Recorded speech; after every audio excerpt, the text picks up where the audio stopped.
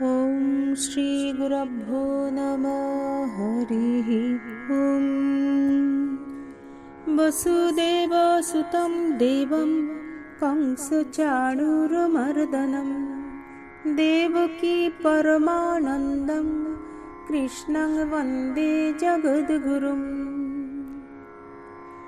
हे कृष्ण करुणा सिन्धु दीनबन्धु जगत्पते गोपेश गोपिका कान्तो রাধাকান্ত নমস্তুতে। নমস্কার। শ্রীমদ্ ভগবদ গীতার প্রথম অধ্যায়ের ৪৬তম শ্লোক, অনুবাদ ও সংক্ষিপ্ত ব্যাখ্যা। ওম শ্রী পরমাত্মনে নমঃ। অথ প্রথম অধ্যায় অর্জুন বিষাদ যোগ। বিস্ময়াবিষ্ট ও ভারাক্রান্ত হৃদয়ে অর্জুন ৪৬তম শ্লোকে নিজের সপক্ষে শেষ যুক্তিটি পেশ করেছেন। অর্জুন উবাচ यदि माम प्रतीकारम् अशस्त्रं शस्त्रपाणयः धार्तराष्ट्रारणे हन्नु तत्मे क्षेमतरं भवेत्।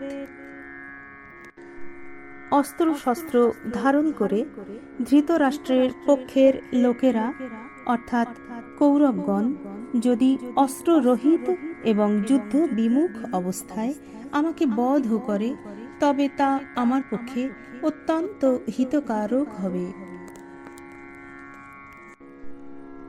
অর্জুন তার নির্দিষ্ট অন্তিম সিদ্ধান্ত শ্রী ভগবানকে জানিয়ে দিচ্ছেন। তিনি চান সম্পূর্ণ নির্বাধ অহিংস পদ্ধতি অবলম্বন করতে। সত্যই এটি একটি সংকটময় পরিস্থিতি। যুদ্ধারম্ভ আসন্ন। অর্জুন এর জন্য আগে থেকেই প্রস্তুত হয়েছেন। তিনি যুদ্ধ চেয়েছিলেন, আর তবু এই সংকট মুহূর্তে দুঃখে অবসাদে অভিভূত হয়ে যুদ্ধ থেকে সরে দাঁড়াচ্ছেন। আর এই বিষয়ে তার চূড়ান্ত সিদ্ধান্ত শ্রী ভগবানকে জানিয়ে দিচ্ছেন। অর্জুন বলছেন যে যদি আমি যুদ্ধ থেকে সর্বপ্রকারে বিরত হই তাহলে হয়তো দুর্যোধন ইত্যাদিরাও যুদ্ধ থেকে নিবৃত্ত হবেন। কারণ আমরা যদি কিছু না চাই, যুদ্ধ না করি, তাহলে তারা যুদ্ধ করবেন কেন?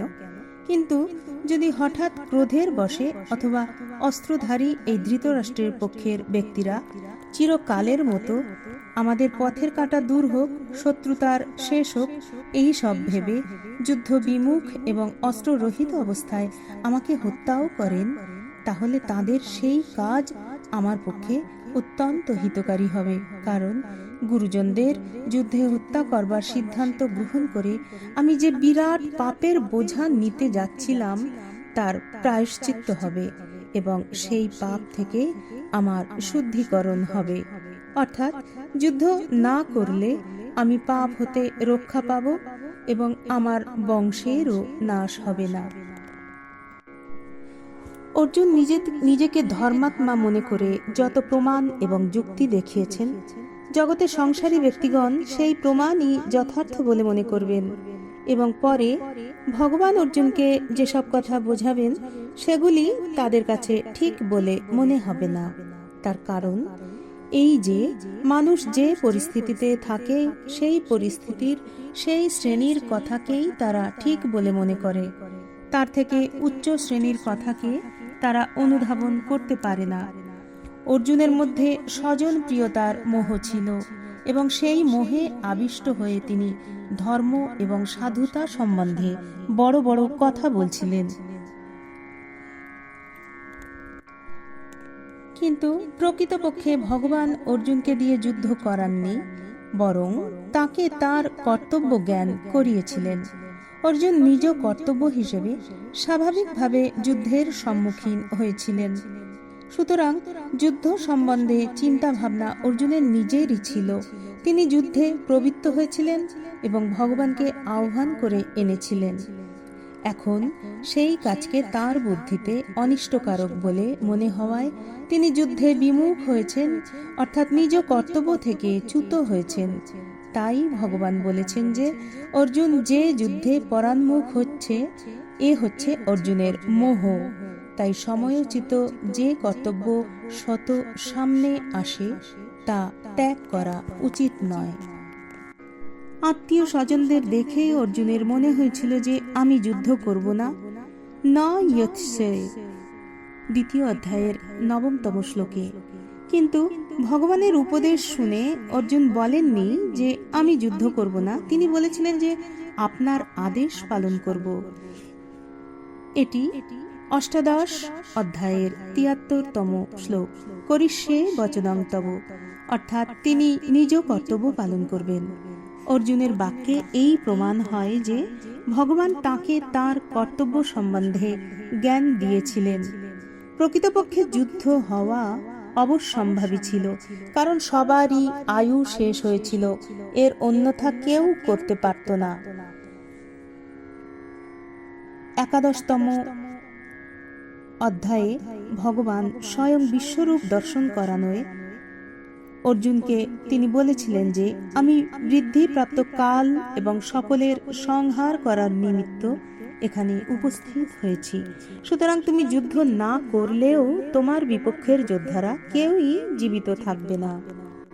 সুতরাং যুদ্ধরূপী এই সংহার অবশ্যই হওয়ার ছিল। ভবিতব্য রোধ করা মানুষের হাতে নয়, কিন্তু নিজ কর্তব্য পালন করে মানুষ নিজেকে উদ্ধার করতে পারে এবং কর্তব্যচ্যুত হয়ে নিজের পতন ঘটাতে পারে। অর্থাৎ মানুষ নিজের শুভ অশুভ করাতে স্বাধীন। সেই জন্য ভগবান অর্জুনকে কর্তব্যের জ্ঞান দিয়ে সমস্ত মানুষকেই উপদেশ দিয়েছেন যে তাদের শাস্ত্র উপদেশ অনুযায়ী নিজ কর্তব্য পালনে তৎপর হওয়া উচিত, তার থেকে কখনো বিচ্যুত হওয়া উচিত নয়। আজ এই পর্যন্ত। পরবর্তী অধ্যায়গুলির বিশিষ্ট বিশিষ্ট শ্লোকগুলি নিয়ে পরবর্তী পর্যায়ে আলোচনা হবে। ওম শান্তি শান্তি শান্তি। হরি ওম তৎসৎ। শ্রী শ্রী কৃষ্ণার্পণমস্তু।